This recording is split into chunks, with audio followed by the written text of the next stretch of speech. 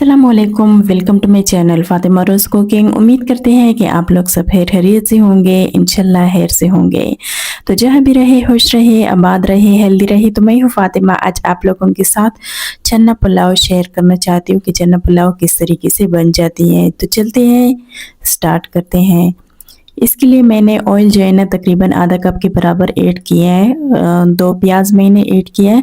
अब इसको तब तक के लिए फ्राई करना है ताकि इसका थोड़ा सा कलर चेंज हो जाए, यानी ब्राउन तक इसको फ्राई करना है। इसको ज़्यादा नहीं पकाना, अगर इसको ज़्यादा पकाओगे ना तो हमारे चावल जो है ना वो काले हो जाती हैं। थोड़ा सा इसको कलर देना है, यानी ब्राउन। अगर वाइट चावल पका रही हो तो उसके लिए प्याज जो है ना थोड़ा सा नरम करना है।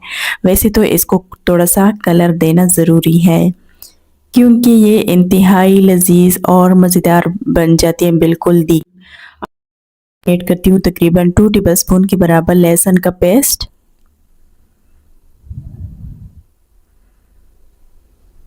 इसको थोड़ा सा पकाना है। जब ये थोड़ा सा पक जाए ना तो फिर इसके बाद जो है ना और अच्छा, अब जो है ना इसमें मसाले ऐड करते हैं। 3 दालचीनी और 10 लौंग, 4 बदियान की फूल, 4 इलायची, 2 बड़े इलायची और 10 काली मिर्च, 1 जो है ना जवित्री का फूल। बस ये सारे मसाले इसमें ऐड करते हैं। जब इसको थोड़ा सा पकाऊंगी तो फिर इसके बाद जो है ना और खुश्क मसाले ऐड करते हैं, वो भी बताऊंगी। तो पहले जो है ना इसमें ऐड करते हैं 2 टमाटर। 2 टमाटर जो है ना मैंने बारीक करके काटे थे, तो वो मैंने ऐड किया है। तो देख सकते हैं हमारे टमाटर जो है वो गलने की तरफ जा रही है। जब ये गल जाए ना तो फिर इसके बाद और चीज़ ऐड करती हूँ। अच्छा, ये जो है ना चने की यखनी है, ये मैंने तकरीबन 3 से 4 टेबलस्पून ऐड किया है क्योंकि हमारे टमाटर जो है वो जलने लगे थे, तो इसलिए मैंने ऐड की। 1 टीस्पून गरम मसाला, 1 टीस्पून के बराबर ज़ीरा और 1 टीस्पून के बराबर इसमें जाएगी काली मिर्च। बस ये 3 मसाले इसमें फ़िलहाल ऐड होती हैं। तो अच्छा, वीडियो को फुल वॉच करना पड़ेगा ताकि कोई भी पार्ट आपसे मिस ना हो, ताकि आपके लिए आगे काम में आसानी हो। तो अब जो है ना इसमें ऐड करते हैं पानी। पानी जो है ना तकरीबन चावल मैंने 2 गिलास लिए थे, बनास्पाती वाले थे, तो इसमें जाएगी तकरीबन 3 गिलास पानी। और इसके बाद जो है ना इसमें काली मिर्च ऐड की है। अब जो है ना तकरीबन 1 कप के बराबर इसमें चने ऐड करते हैं।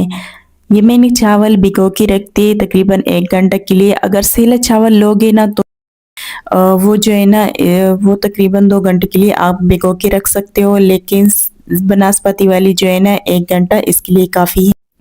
तो देख सकते हैं हमारे चावल जो है ना इसमें बबल होने लगे हैं।